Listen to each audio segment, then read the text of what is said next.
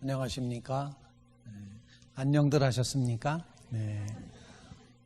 오래간만에 이렇게 교회에서 하나님의 말씀을 나누게 됐습니다. 어제 한 권사님을 만났는데 그 권사님이 저한테 그러시는 거예요. 교회에서 만났는데 그 권사님 하신 말씀이 목사님 물어 교회 찾아왔습니다. 이렇게 말씀하셨어요. 교회를 물어서 찾아오셨다고 그렇게 말씀을 하시더라고요. 이제 그리워하셨고 또 이제 여전히 어렵지만 여러분들이 이렇게 이제는 좀 우리의 마음을 좀 더 주님께 더 가까이 나아가는 마음으로 위험을 무릅쓰고라도 모두가 다 마스크하면서 이렇게 사회적 거리두기 서로 하면서 이렇게 같이 모여서 악수하거나 이러지는 못하지만 눈으로 얼마든지 인사할 수 있다 이렇게 생각을 하고 여러분들이 이렇게 성도의 교제 안에 말씀으로 같이 나눌 수 있는 그런 시간들이 이제 앞으로 되시기를 바랍니다. 50명 모이기를 기도했는데 딱 50명 오신 것 같습니다. 조금 더 넓혀서 기도할 걸 하는 그런 생각을 잠시 이제 했습니다. 여기 와주셔서 같이 말씀을 나누게 돼서 정말로 기쁘고 감사합니다. 지난주 수요일 날에는 우리가 엘리야가 완전히 지쳐서 있는 그런 모습을 말씀을 드렸었고, 오늘은 그 지친 엘리야를 어떻게 하나님이 회복하시고 치유하시는가, 그래서 회복과 치유의 하나님을 잠깐 이제 말씀을 나누도록 그렇게 이제 생각을 합니다. 불의 응답을 받았고 제단이 하나님께서 엘리야의 제단에만 불을 내리셨죠. 바알 제단은 아무리 부르짖어도 자기 몸을 상하게 하면서 공중공중 뛰고 뭐 별짓을 다 해도 불이 임하지 않았지만 엘리야의 제단에는 불이 임합니다. 하나님의 역사입니다. 놀라운 경험입니다. 그리고 백성들 모두가 이제까지 바알을 따랐었는데 바알을 따랐던 백성들이 뭐라고 말하는 거 아니? 여호와가 참 하나님이시다, 이런 고백을 합니다. 여호와만이 참 하나님이시다. 백성들 전체가 이런 신앙 고백을 합니다. 그리고 그 백성들의 협조를 얻어서 바알 선지자 850명의 그 선지자들을 다, 바알과 아세라 선지자들을 다 죽일 수 있었습니다. 멸망시킬 수 있었습니다. 대단한 승리입니다. 거기다가 하나님께서 그 백성들을 심판하시기 위해서 비 오지 않도록 3년 6개월 동안 비가 오지 않다가 이 사건 이후에 엘리야가 기도하게 되자 3년 6개월 만에 비가 내렸습니다. 참으로 놀라운 일이다 생각을 하는데, 최근에 이제 중국에서 양회라는 그런 회의를 했는데, 개회하는 날 개회식이 끝나고 30분쯤 후에 북경에서 회의라는데 그 북경 하늘이 아주 깜깜한 하늘이 됐답니다. 깜깜해지고 그리고 천둥 번개가 치는데 정말 무섭게 쳤다고 하는 그런 이야기입니다. 그리고 최근에는 중국의 남쪽에는 엄청나게 홍수가 나서 비가 계속 폭우가 쏟아져서 그냥 차가 둥둥둥둥 떠내려가는 그런 모습들을 보여주고 있습니다. 이제 하늘의 모습, 하늘에서부터 불이 내렸고 그리고 하늘에서부터 비가 안 오던 그 비가 3년 6개월 만에 이제 왔습니다. 엄청난 성공, 아마 이 엘리야의 입장에서 보면 이거보다 더 큰 성공이 없다. 정말 우리는 성공했다, 하나님의 역사가 이렇게 나타냈다, 막 기뻐하고 감사하고 정말 천하를 얻은 듯이 그랬어야지 되는데, 이세벨이 사람을 보내서 엘리야에게 내일 24시간 안에 너를 죽이겠다 이렇게 협박을 합니다. 그랬을 때 엘리야는 기겁을 해서 도망을 갑니다. 142km를 도망가는데 갈멜산에서부터 브엘세바까지 이제 도망을 갑니다. 그리고 브엘세바 있는 데서부터 다시 하루 길을 더 광야로 들어가서 그가 광야에 지금 이제 로뎀나무 아래에 앉아 있습니다. 아니, 그냥 쓰러져 있는 겁니다. 바로 이렇게 지치는 이유, 왜 이랬을까? 왜 이렇게 실패할 수 있을까? 왜 이렇게 실패감에 엄청난 성공을 했는데, 왜 엄청난 승리를 했는데 그 다음에 이렇게 가장 깊은 영적인 그런 침체의 시간을 가졌을까 하는 것, 아직도 잘 해결이 잘 안 됩니다. 그런데 사람은 그럴 수 있다라고 생각을 합니다. 인간은 연약한 존재라 성공했음에도 불구하고 실패감에 사로잡힐 수 있다. 승리했음에도 불구하고 이렇게 영적인 우울감에 사로잡힐 수도 있다라는 것. 하나님께서 해결해 주시지 않으면 안 된다는 것. 여전히 하나님의 도움이 필요하고 하나님의 은혜가 필요하다는 사실을 우리에게 일깨워 주고 있습니다. 이 본문을 읽다가 제가 요즘 다시 그 번아웃이라는 제목의 책을 읽었습니다. 번아웃. 목회자들을 위한 목회 사역에서의 번아웃 되는 것, 탈진하는 것, 그 책을 읽었는데 거기 이제 그런 이야기를 쭉 적어놨습니다. 목회자들이 왜 탈진하는가, 그런 이유 중에 이런 이야기를 적어놓고 있습니다. 목회자의 일은 끝이 없다, 이렇게 되어 있습니다. 끝이 없어요. 끝이 있을까 없을까요? 끝이 없어. 계속 일이 끝이 없다. 두 번째로는 결과를 말할 수가 없다. 결과를 이렇게 어떤 측정치를 가지고 성과를 계산하고 이만큼 됐어. 50이 올라가서 10이 떨어져서 이런 식으로 결과를 표현할 수가 없다는 사실이고, 반복적이고 주변의 기대와 요구가 너무 많다. 그리고 늘 같은 대상을 향해서 이야기를 해야지 된다. 이것도 이제 번아웃의 한 종류로 나타나 있고, 그리고 교우들이 너무 요구가 많다. 그리고 체면 치레를 해야 된다. 실패할 수도 있다는 마음을 못 갖는다. 이런 것 때문에 번아웃 된다. 누가 핸드폰 정리를 좀 하세요? 네, 고맙습니다. 이렇게 번아웃 되는 것, 침체하는 것, 이게 바로 엘리야의 모습이 그와 같다, 이렇게 생각하는데, 엘리야는 지금 로뎀나무 아래에서 완전히 쓰러져 있습니다. 그런데 하나님께서 해결을 해 주십니다. 치유해 주십니다. 하나님의 해결 방법을 여기 제가 칠판에다 이제 그려놨어요. 하나님께서는 엘리야의 한 이런 이제 꽃과 꽃이 피어 있는 그런 어떤 식물과 같은 모습으로 엘리야를 생각을 하셔서 엘리야의 그 중심, 영혼 있죠. 오늘은 제가 글씨를 좀 잘 쓴 것 같아요. 글씨가 이쁘게 써진 것 같은데, 이 영혼을 중심으로 해서 엘리야가 그의 몸을 먼저 회복시키기 위해서 재우고 먹이고 재우고 먹이고 재우고 먹이고 하십니다. 그렇죠?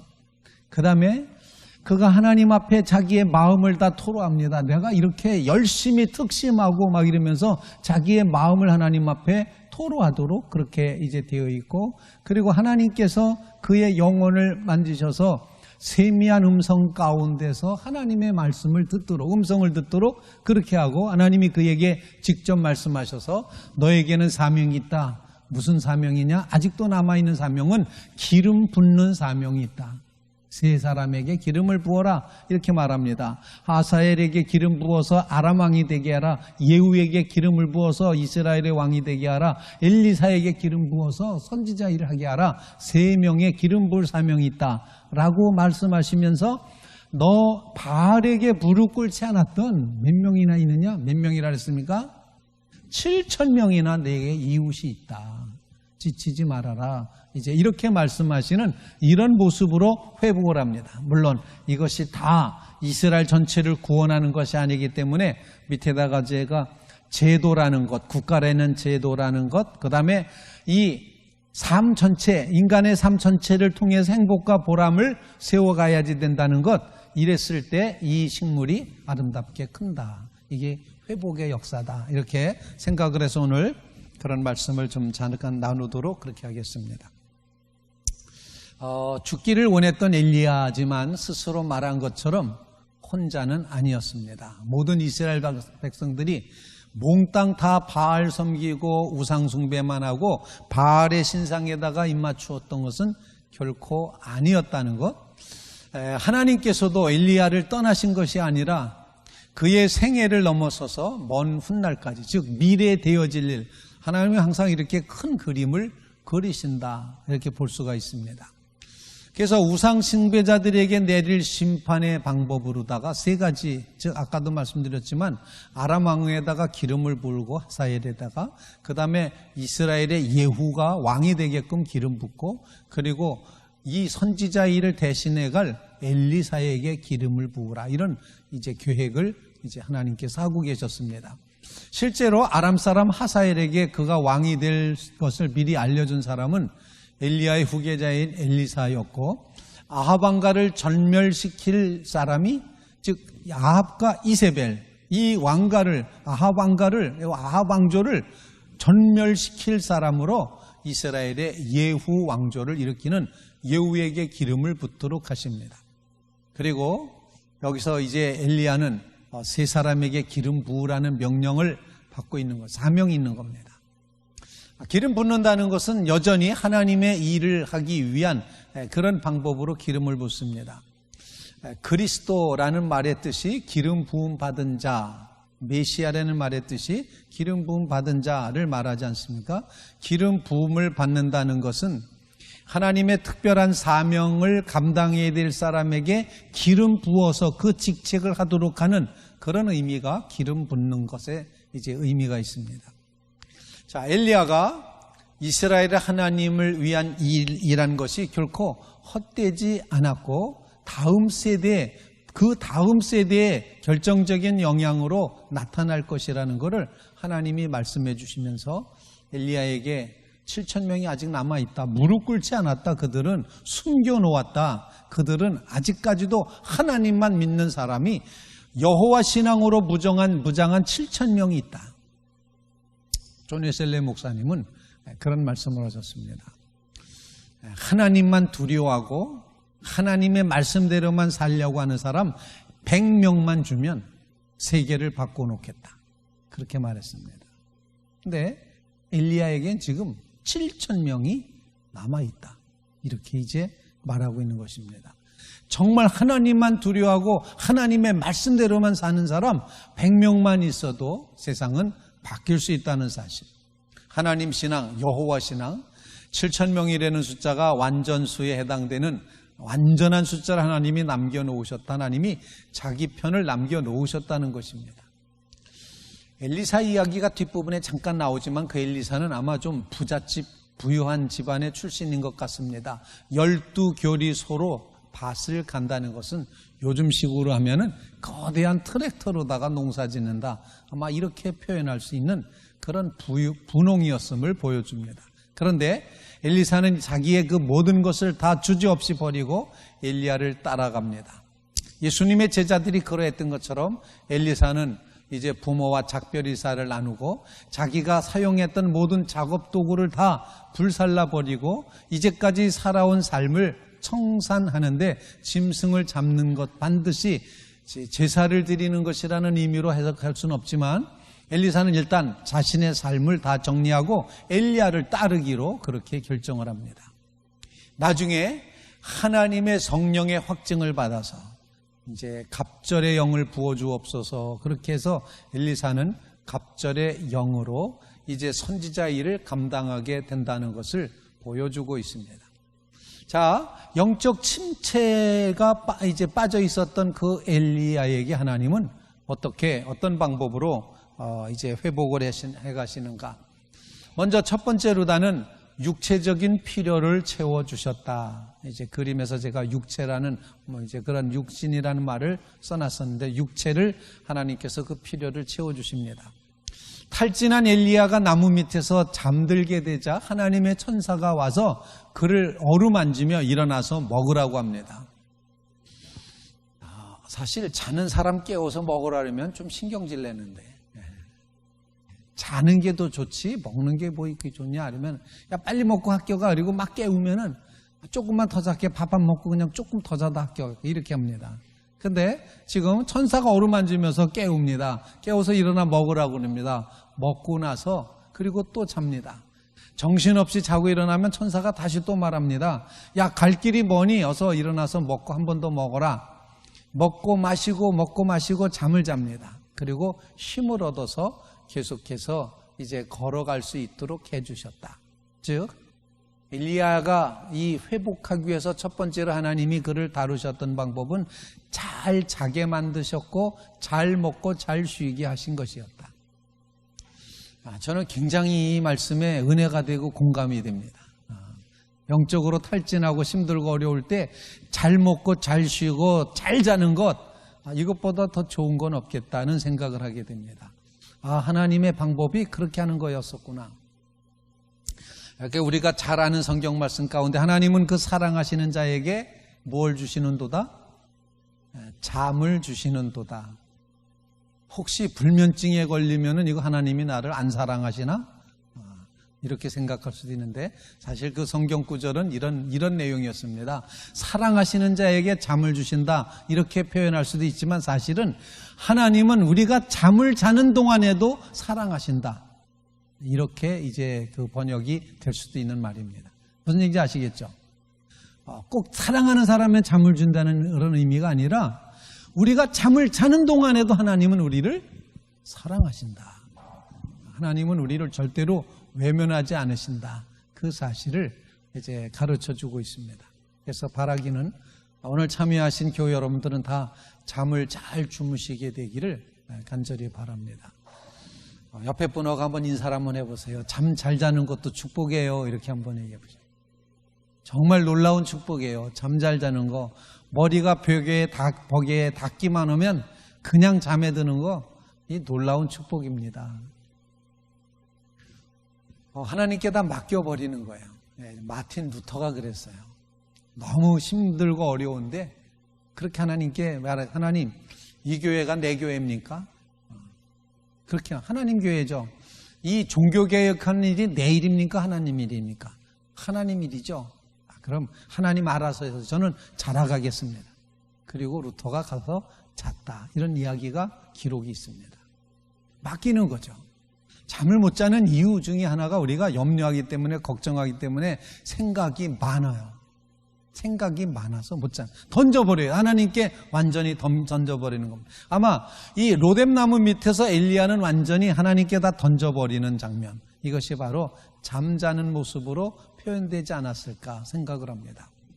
많은 믿음의 사람들은 모든 문제를 너무 영적인 거로만 해석하려고 하는데 뜻밖에도 영적이고 정신적인 우리의 상태, 우리의 컨디션은 의외로 육체적인 것에 의해서 영향을 많이 받는다는 거죠. 너무 피곤하면은 기도 못합니다. 너무 피곤하면 묵상이 안 돼요. 너무 피곤하면 하나님의 은혜가 잘 생각이 안 나요. 그래서 잠을 잘 못 자고 먹지 못하고 쉬지 못하면 사람은 다 누구나 다 예민해지기 마련이고 짜증내기 마련입니다. 손주 녀석들이 와서 있던 잠깐 기간의 동안에 이제 손주들이 이제 새벽 기도 때문에 이것들이 깨고 앉아. 그러니까는 낮에 얼마나 피곤하겠어요. 피곤하니까 막 짜증내는 거예요. 잘 아래도 안 자고 낮잠은 절대로 안 자고 그러면서 피곤하니까 짜증내고 사람이 예민해지게 돼 있다는 것입니다. 몸이 아플 때 육신적인 연약함이 있을 때 분명히 예민해집니다. 우울증에 빠진 사람들 가운데 자신의 육체를 제대로 관리 안 하는 사람이 많다는 사실, 그냥 몸에 자기 신체를 너무 학대하는 사람이 많다는 사실, 밥도 제대로 안 먹고 잠도 제대로 안 자고 잘 씻지도 않고 단정하게 하지도 않고 다듬지도 않고 운동도 하지 않고 그러면 뻔하지 뭐. 그렇지 않습니까? 영적 지도자들도 마찬가지라고 생각을 합니다. 이제 목회자들도 너무 많은 사역을 감당하느라고 육체 한계를 훨씬 넘어가 버릴 경우가 많이 있습니다. 그래서 물론 희생적으로 사역한다라는 사실에 존경할 만한 일이기도 하지만은 제가 아는 어떤 한 목사님은 이제 예배당에서 예배를 드리는데 옆에 앉아서 같이 사회를 보거나 기도하거나 이러는데 이 목사님이 앉기만 하면 좋라. 정말이에요. 그냥 앉으면 좋라. 야, 어떻게 이렇게 자동으로 다 얼마나 피곤하면 저럴까. 안타까운 거예요. 근데 정말로 우리의 육체가 편안해질 때 그때 하나님께서 우리의 영혼도 맑게 만들어 주신다. 육신이 약해져서는 안 된다는 것입니다. 탈진 상태가 오고 침체 현상이 소리 없이 찾아올 수도 있습니다. 지금 사회적인 이 팬데믹 상황이 이 아주 집단적인 우울증을 가져오는 이런 시대에 이럴 때 우리는 더욱더 육신의 건강을 위해서 여러분들이 힘쓰시기 바랍니다. 잠을 더 많이 주무시기 바랍니다. 30분만 더 주무시기 바랍니다. 그리고 건강한 식사 생활을 하시기 바랍니다. 우리가 움직여야 됩니다. 꾸준하게 움직여야 됩니다. 어쩌면 이것을 존 웨슬리 목사님이 아주 규칙적으로 다 했던 것처럼 그런 규칙적인 삶이 우리에게 있을 때 그때 우리의 영혼과 육신도 더 이상 탈진하지 않고 이제 살아날 수 있다. 이렇게 생각을 합니다. 의료사고의 통계가 나와 있는데 대개 다 누가 사고를 내는 거 아니? 수련의들이 사고를 많이 낸답니다. 수련의라는 거, 그 인턴 과정, 레지던트 과정, 그건 뭐 아예 사람이 아니지 않습니까? 사람이 아니야. 그 과정은. 잠도 못 자고 무슨 막 조인트 까이고 막 이제 이러면서 긴장해야지 되고 막 그러는데 그거 잠깐 깜빡했다가 그만 체온 재는 걸 놓친다든지 뭐 수술하다 말고 메스를 그냥 속에다 넣고 꼬맨다든지 막 이런 일들이 벌어지는 것, 이게 바로 이제 비상식적인 근무량 때문이다라는 그런 통계도 있답니다. 1986년에 우주 왕복선 챌린저호가 이제 발사했는데 조금 가다가 폭발하고 말았잖아요. 그때 여자 선생님도 한번 거기 탔다가 다 이제 죽고 말고 그랬었는데, 그때 이 나사 관계자들이 내렸던 이 무리한 발사 강행의 결정은 잠시도 쉬지 못하고 초긴장 상태에서 20시간 계속 일한 뒤에 발사 강행 결정을 했다는 거예요. 그러니까 제대로 된 결정이 안 되었다는 거죠. 하나님께서는 우리가 제대로 먹고 마시고 자고 쉴 때 정신과 육체가 가장 건강하게 작동하도록 만들어 놓으셨음을 분명히 믿습니다. 그래서 여러분이 자는 동안, 여러분이 주무시는 동안 하나님께서 일하십니다. 여러분이 주무시는 동안 하나님이 역사하십니다. 믿습니까? 우리 자는 동안 하나님도 주무십니까? 아닙니다. 우리가 자면 하나님이 일하십니다. 여러분, 잠을 자면 살도 빠집니다. 오늘 아침에도 최 목사님이랑 저랑 몸무게 자꾸 늘어서 걱정이라고 그렇게 얘기했는데, 잠을 푹 자면 살이 빠집니다. 몸무게가 줍니다. 잠을 여러분들이 정말 잘 주무시게 되기를 간절히 바랍니다. 잘 쉬는 것이 엄청난 활기를 불러일으키게 만든다는 것. 자, 많은 영적 지도자들이 영적 침체를 너무 신앙적으로만 해석을 해서 성경 좀 더 읽고 기도도 많이 하고 사역도 열심히 함으로써 문제를 해결해 가려지만 이런 상황은 점점 더 어려워지는 그런 형편이 된다는 겁니다. 뭐 목회나 공부나 이런 게 다 검은 고추를 이제 고르는 것 같아서 너무 팽팽하면 끊어지기 쉽고 또 너무 느슨하면 소리가 제대로 안 나고 그러는 거거든요. 이 적당한 검은 고추를 고르듯 하는 그런 신앙의 모습이 우리 가운데 있어야 된다 생각을 합니다. 휴식과 회복의 기간이 없으면 우리의 신체는 그야말로 독소를 가지고 우리 스스로를 공격하기 시작을 합니다.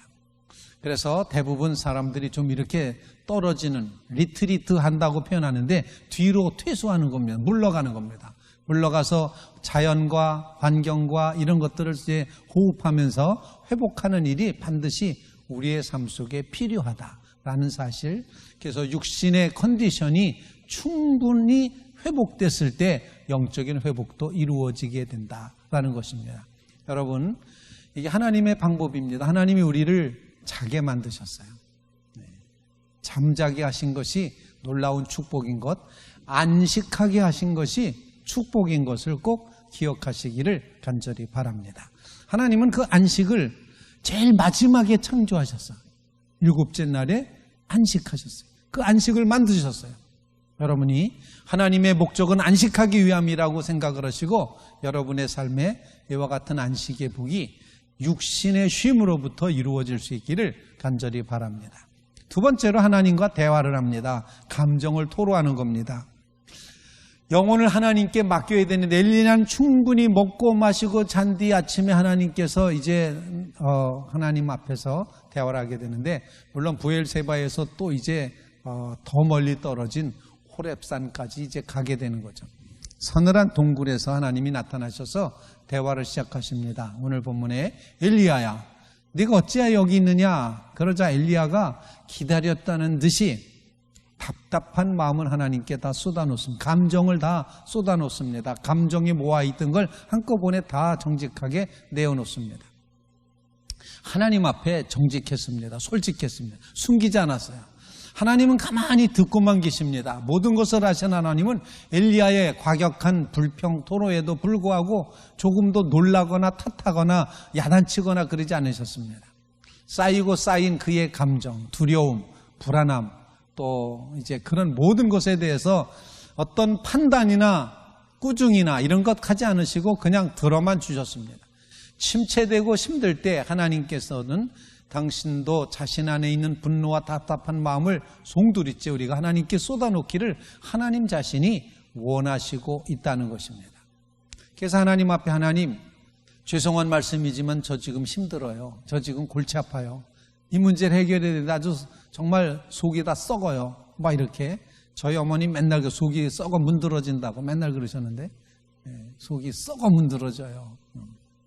하나님 앞에 솔직하게 고백하는 겁니다. 하나님이 말씀하십니다. 수고하고 무거운 짐진 자들아, 다 내게로 오라. 내가 너희를 쉬게 하리라. 나는 마음이 온유하고 겸손하니 나의 멍에를 메고 내게 배우라. 그러면 너희 마음이 쉼을 얻으리니 이는 내 멍에는 쉽고 내 짐은 가벼움이라 하시니라. 여러분, 주님 앞에 이렇게 마음을 토로하실 수 있기를 간절히 바랍니다. 그 다음에 세 번째로 하나님을 새롭게 만나고 진실되게 다시 한번 하나님을 체험하는 겁니다. 일리야의 영적인 침체를 다루시는 하나님의 세 번째 방법은 다시 한번 새롭게 하나님을 뜨겁게 체험할 수 있도록 만나주시는 것이었습니다. 그래서 하나님께서 엘리야를 산 위에다가 세우십니다. 그리고 하나님이 지나가시는데 산을 가르고 바위를 부수는 강한 바람, 그것이 먼저 막 센 바람이 불었습니다. 그러나 하나님은 그 가운데 계시지 않았습니다. 다음엔 땅을 흔드는 지진이 일어났습니다. 그런데 거기에도 하나님 계시지 않았습니다. 그리고 불이 있었는데 불 가운데서 하나님은 계시지 않았습니다. 그 다음에 마지막에 세미한 소리가 나는데 그때 비로소 엘리야는 하나님의 임재를 느끼게 됐습니다. 본문에 나타난 네 가지 현상을 잘 주목해 보시기 바랍니다. 크고 강한 바람, 지진, 불, 그리고 세미한 소리. 사실 엘리야는 처음 세 가지 현상이 바람과 지진과 불 가운데 혹시 하나님이 나타나실 것이 아닐까 기대했을 것입니다. 그러나 하나님은 자신을 드러내시는 그 방식이 엘리야가 기대했던 것과는 전혀 다른, 여기도 계시지 않았다, 여기도 계시지 않았다, 여기도 계시지 않았다, 이렇게 세 번이나 반복해서 말하고 있는데, 하나님께서는 사람이 생각하는 것처럼, 엘리야가 생각했던 것처럼 강한 것, 센 것, 뭐 이런 것에 특이하고 요란한 방식으로 자신을 나타내지 않으시고, 아주 세심한 주의를 기울이지 않으면 들을 수 없는 세미한 소리, 사람들이 기대하던 엄청난 종교 현상이 아닌 아주 세미한 소리, 양심의 소리 같은 그런 세미한 소리를 통해서 하나님이 임재하신다라고 오늘 본문에서 가르쳐주고 있습니다.